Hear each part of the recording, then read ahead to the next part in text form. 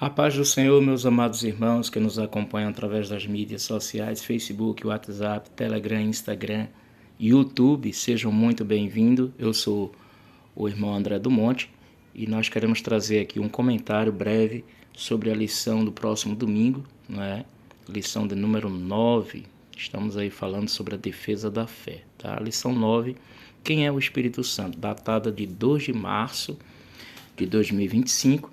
Nós vamos trazer aqui um breve resumo, Um resumo breve desta lição maravilhosa. Saímos aí do primeiro bloco falando sobre a cristologia e estaremos aqui dando início agora, comentando, falando aí da paracletologia, ou a pneumatologia. São doutrina, ou é uma doutrina que fala a respeito do Espírito Santo, tá? Essa aula tem um caráter, todas as aulas, elas têm um objetivo, ou 3 objetivos, ou um objetivo em específico, E nós não podemos jamais deixar de trazer esses objetivos aqui dentro dessa lição. Então, essa lição de hoje, o comentário dessa lição próxima, visa exatamente trazer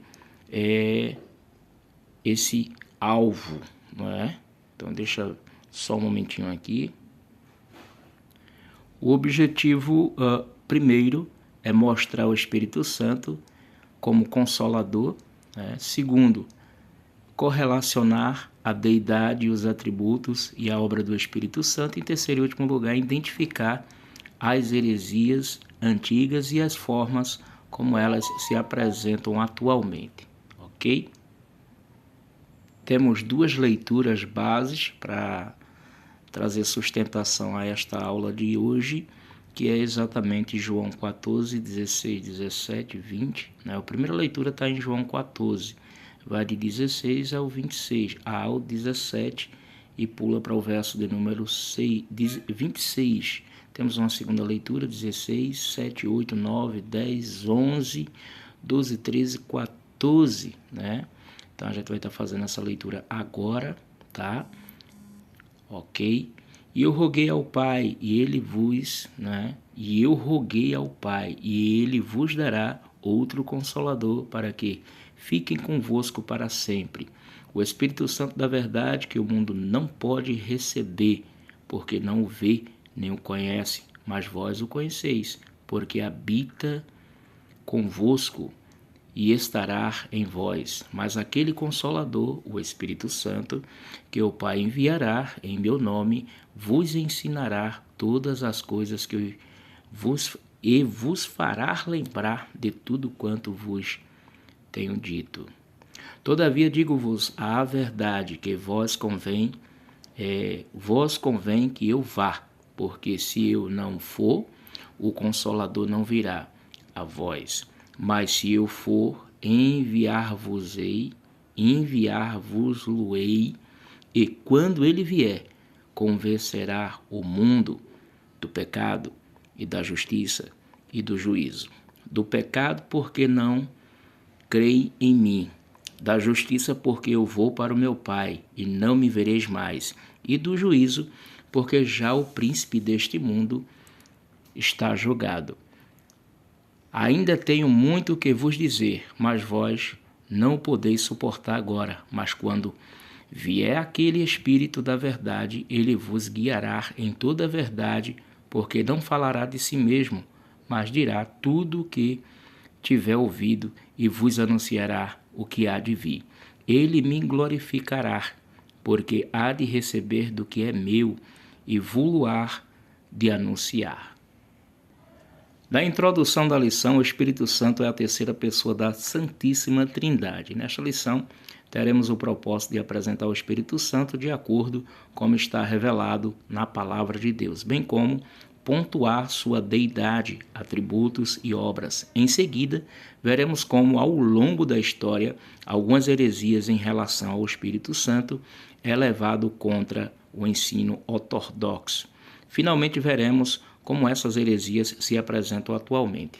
Eu digo sempre, meus irmãos, que devemos tomar muito cuidado. Eu já até faço um breve adendo aqui, dizendo para os irmãos que existe aquelas heresias confeccionadas, impostas de forma involuntária, ou seja, quando o indivíduo não tem a intenção, né, prévia de exatamente colocar aquela heresia com intenção espúrias, né?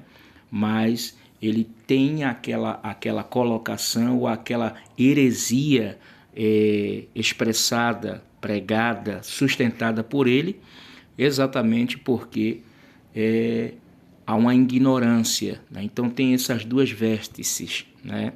Esses dois lados da moeda, é a questão voluntária e a questão involuntária, ok? Já fica aí como introdução para o nosso entendimento. A identidade do Espírito Santo é revelada nas Escrituras, desde o livro do Gênesis até o Apocalipse. E é fato que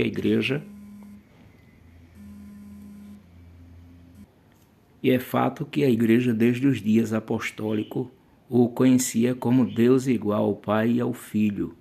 Essa deidade absoluta do Espírito Santo é revelada de maneira direta nos seus atributos divinos, nas suas obras divinas, nos atributos divinos e em suas obras e funções pertencentes a Deus.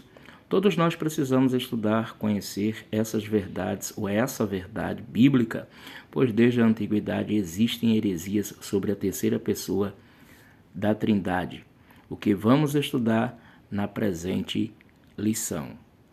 O primeiro ponto da nossa lição vai falar exatamente sobre o Consolador ou outro Consolador descrito no 14:16. Jesus disse aos seus discípulos que estava voltando para o Pai, mas que continuaria cuidando da igreja pelo seu Espírito Santo, seu Paráclito.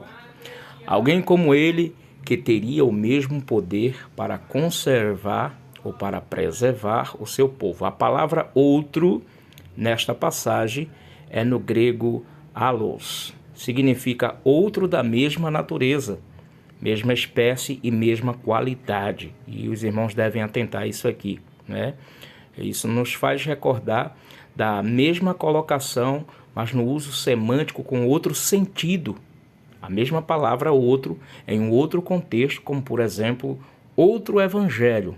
E aplica-se ali naquela passagem, exatamente dentro do contexto, uma negativa. É o evangelho falsificado, não é o verdadeiro. Mas voltemos aqui para o nosso primeiro ponto, falando aí sobre o outro Consolador, da mesma essência, da mesma espécie, da mesma qualidade. Se o Espírito Santo fosse uma força ativa impessoal, conforme o ensino equivocado dos Testemunhos de Jeová, a palavra correta para outro seria heteros, que eu acabei de dizer, concernente a outro evangelho. Significa outro usual, diferente. O dicionário Vine afirma que o termo ou o termo elos expressa uma diferença numérica e denota outro do mesmo tipo. O termo heteros expressa diferença quantitativa e denota outro tipo diferente. Cristo prometeu enviar outro Consolador, allos, outro como ele, não hetero, né? E aí vai se ter outro entendimento. O Paracleto de 16:7, o termo se refere ao Espírito Santo, mas os dicionários da língua portuguesa afirmam que se trata de uma pessoa que defende, protege alguém. O termo grego parakletos vem da preposição parar, ao lado do próximo, e o verbo kaleo chama convocar, de modo que essa palavra significa defensor, advogado, intercessor, auxiliador, ajudador. Paráclito, então, é o Consolador enviado do Pai, em nome de Jesus, para ensinar os discípulos e fazer lembrar que tudo que o Filho ensinou para testificar dele. João capítulo 15, versículo 26. Seu uso no Novo Testamento, o termo Paráclito, aparece apenas 5 vezes no Novo Testamento, nos escritos joaninos, 4 vezes no Evangelho. Referindo-se ao Espírito Santo, João 14, 16 a 26, 15, 26, 16, 7. Além dele, o nome é aplicado ao Senhor Jesus, traduzido por advogado. Paráclito também tem essa tradução. Queridos, antes de encerrar esse primeiro ponto da lição com seus 3 pontos e seus 3 subpontos, nós vamos fazer isso em outros 2 vídeos, cada ponto vai ser um vídeo, tá? Mas eu quero enaltecer, né, a sua companhia conosco aqui nessa mídia social, e eu quero que você, peço a você para que você compartilhe, para que esse conteúdo chegue, né, atinja um público maior, ok? Antes de encerrar, vamos aqui a nossa primeira sinopse. O Espírito Santo é o nosso consolador de todos os momentos da vida, né? Essa lição ela é sublime, né, meus irmãos?